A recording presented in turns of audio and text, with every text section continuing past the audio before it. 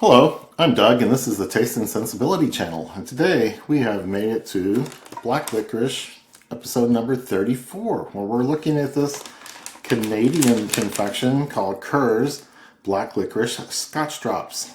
And then there's also a French name which has bonbons in it. But they strike me as something like a Good and Plenty with the black licorice gooey, chewy candy inside and a candy shell on the outside, which is all white. So that's why the drops are white. So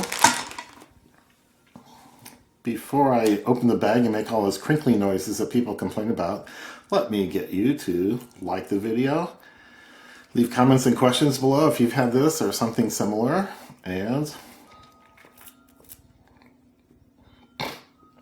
maybe share it with people. Subscribe to the channel and click on that bell to get notified when the new videos come out.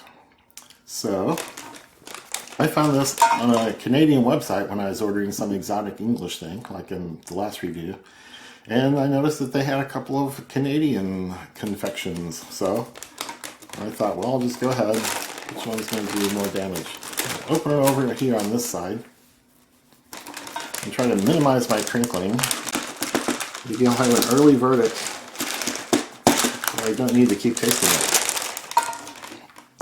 it. So that's very interesting. Nice matte white, snow white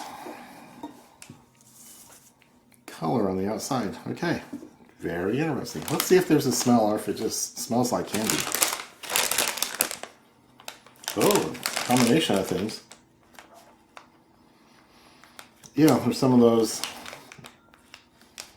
minor licorice notes hidden underneath the candy notes I get. This has minimal ingredients. This is real interesting. Sugars is sugar and corn syrup, anise oil, and then colors. Titanium dioxide is the white mineral that's on the outside here, and then the caramel, indigotine, sunset yellow, allura red. So it's a combination of caramel coloring and some food dyes, gum arabic, mineral oil, soy lecithin. So minimalist with no wheat. So this is interesting. And again, I smell one of those lesser quality licorice notes, but it's inside the shell, so I'm not probably getting the full effect. So I'm going to grab the biggest one and just eat the whole thing.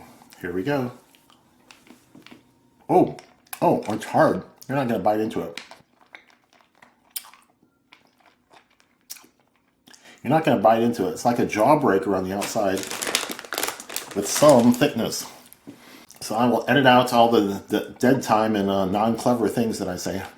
So there's a sweetness to it, and there's a kind of like a sweet vanilla creamy note to it, but there's no vanilla in the ingredient list. The shell is a couple of millimeters thick and getting thinner and thinner.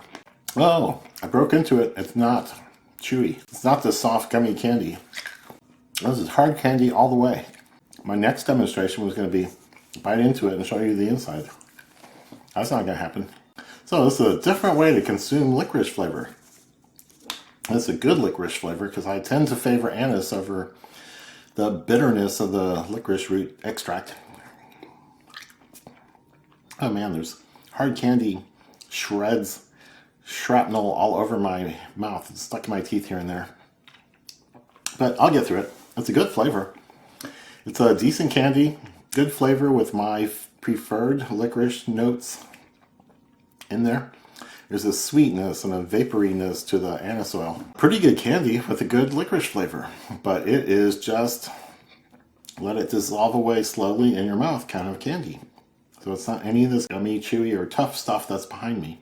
So I'm not going to do another piece quickly. I gotta let this stuff disperse. Oh, I can cover the price. This was $9 US for this 200 gram bag, which amounts to $45 a kilo for some hard candy. So you buy it sparingly unless you have a better source than I do. But I could read a couple of comments while this is going away from my mouth. which was on Wily Wallaby, episode number 4. Keith Sage says, I eat the crap out of these bad boys. I need coupons to save a few dollars. And then Rose DeMates says, I thought these were just, talking about Wily Wallaby again, I thought these were just okay. The flavor was pretty strong and goes straight up my nose, like anise oil usually does. I liked the big, soft, chewy pieces. Overall, not the best flavor though, IMO.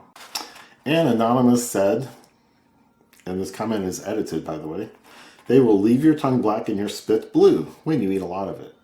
Kind of indicating that it's artificially colored with 3 different dyes. There you go. Okay, so that's our interesting viewership that's here, following all the different odd, weird things I do. And now I've got most of that flavor out of my mouth. I will try this again.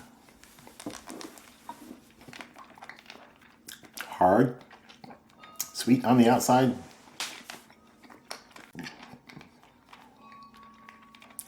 Excuse me for pulling food out of my mouth, but I will look at it. Okay, starting to look a little splotchy where the white's wearing away. Okay, more and more black showing. Okay, there's most of the candy shell gone. We just have the black center. It's not throwing off a strong licorice flavor. There's an aroma, and there's a flavor. And I've been into a 2 or 3 millimeter diameter black hard candy ball, and it went away quickly. So I'm not a fan of the flavor now. When I crunched it up the first time, I had lots of white candy shell with it. And I liked the character of the licorice I tasted then, and said so. And now that I got rid of the white and just tasted the black candy crunched up, it was not as pleasurable. It was not as licorice-like. Even though anise is my preferred flavoring agent and aroma agent, it didn't give me the feel or the vibe of any of this chewy, tough, or soft candy behind me. So it's so-so in my opinion. And you know, if you like this sort of thing and like hard candies and want to suck on something or have a sore throat and want to do something to soothe it, this might be the kind of thing to do. Or if you want to play tricks on people who don't like licorice. It starts out white, surprises them later. So just a so-so, not really a thumbs up, just a sideways. And it will go away. Somebody I know will eat it, if not me. So thanks again for coming in to look at this review, and there's more candies on the way. So come black for more.